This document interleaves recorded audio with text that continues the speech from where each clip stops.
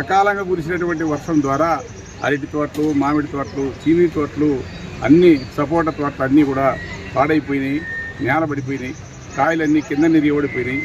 ఇట్లాంటి పరిస్థితుల్లో రైతులను ఆదుకోవాలని, అదేవిధంగా ఈ జిల్లాలో వెనుకబడినటువంటి ఈ అనంతపురం జిల్లాని అభివృద్ధి చేయడానికి ప్రభుత్వాలు సహకరించాలని, సహకరించని వెడల ప్రభుత్వం పట్ల మేము ప్రజల్లోకి పోయి పెద్ద ఎత్తున ఉద్యమాలను తీసుకురావడానికి ప్రయత్నం చేస్తామని.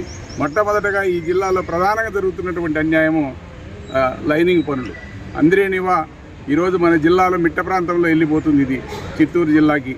మరి ఆ మిట్ట ప్రాంతంలో పోయేటువంటి అంద్రేనివా నుంచి ఇప్పుడు ఇడుతున్నటువంటి నీళ్ళన్నీ కూడా అంతో ఇంతో బోర్ల కిందంతా బోర్లు రీఛార్జ్ అయ్యి గ్రౌండ్ వాటర్ పెరిగి ఇప్పుడిప్పుడే పండ్ల తోటలు అవి ఇవి రైతులు పెట్టుకొని కొంత అభివృద్ధిలోకి వస్తారనేటువంటి పరిస్థితుల్లో ప్రభుత్వం ఈ కఠినమైన నిర్ణయం తీసుకోవడము ఇది తప్పు.